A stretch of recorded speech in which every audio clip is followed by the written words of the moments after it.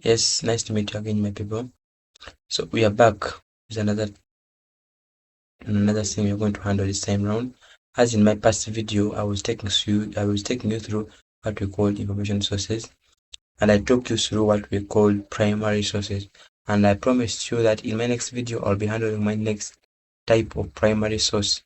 So in my next type, I'm going to look at what we call, which you're going to see here. Let me count my slideshow. So this was what we looked at in the earlier video. So in my next video, we're looking at what we are calling secondary sources. Secondary sources, this is the second type of the information sources. And here they're telling us the definition is that a secondary source is one that interprets, analyzes, and summarizes primary sources or events. It is one step removed from the original material and often provides a broader perspective or critical insight into the primary data. For example, we have books, we have journal articles, we have documentaries, and encyclopedias, essays, and reviews. All these are examples of primary sources. Secondary sources. I'm sorry. So, secondary sources, they're telling you these are what we get, or this is what we summarize, or this is what we collect from what we call primary sources. It is just one step ahead of primary sources, telling us a primary source is one that interprets, analyzes, or summarizes primary sources or events. For it interprets, analyzes, or summarizes the primary source informations. Primary sources. We have characteristics of these sources. We have one is that it is interpretive. Interpretive here, it can be easily interpreted. It can be easily, I can say, coded in someone's head, like processing it. It's very easy for you for the fact that it's very interpretive. So, I think as interpretive, secondary sources involve some level of analysis, synthesis, and or evaluation of primary sources. They explain the they explain or critique the primary source or the events that it represents. So you have known that. You have evaluative.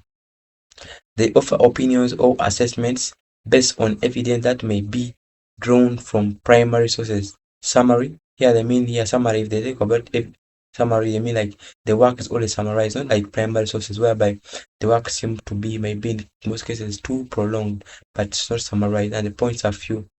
So, but secondary sources come in and summarizes this primary source information which you have in whatever aspect you have.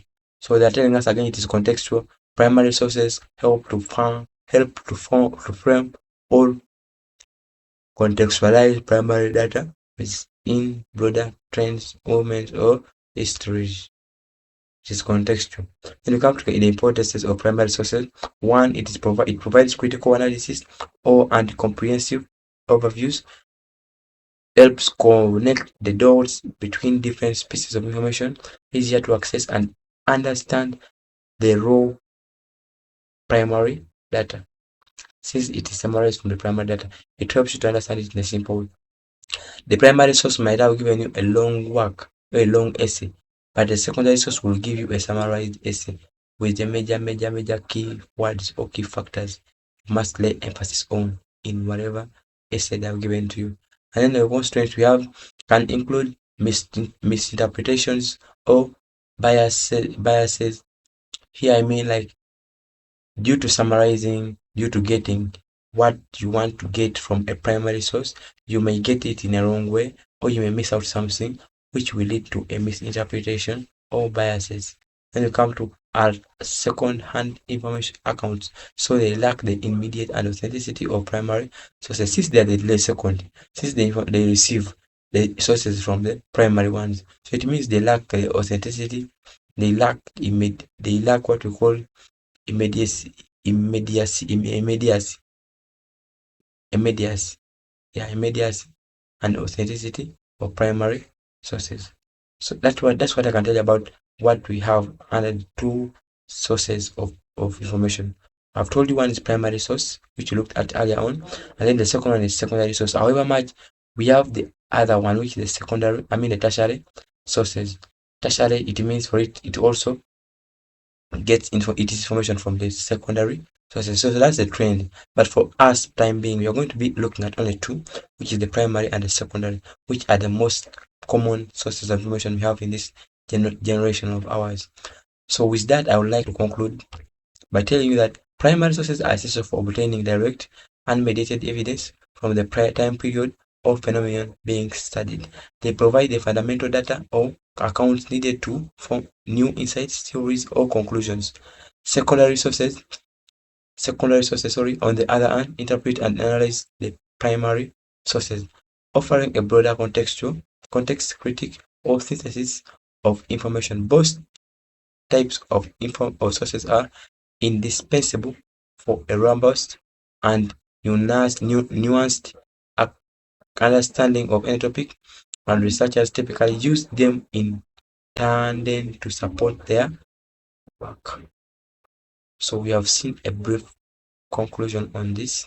So with that, I would like to stop here, and I know you have learned something from my videos. You can take your time and rewatch it back. This have been able to put your work in the slides whereby you can read it by yourself if you feel like I've not been explaining perfectly. But that's what I can tell you about the information sources. So with that, we have known what information sources is and how it is applicable, how it is important to us in our day-to-day life. I'd like to stop here. Please watch my videos, subscribe for my videos, and share my link. Love you guys. Nice for your kindness.